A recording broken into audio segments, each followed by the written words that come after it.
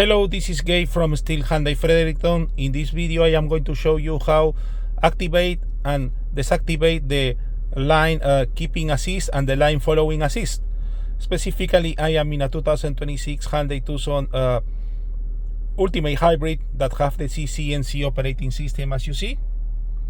And I am going to show you the features mentioned to you.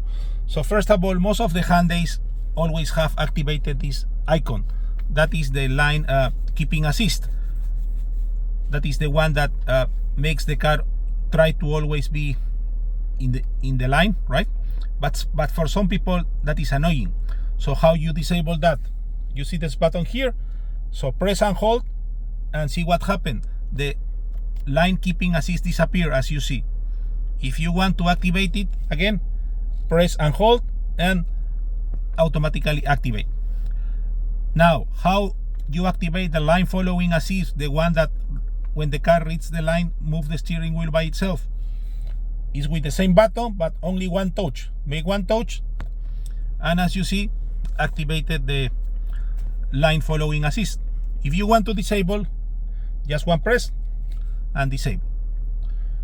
All right, that's it. I hope you enjoyed this video. If you have any questions or concerns, let me know. Have a great day.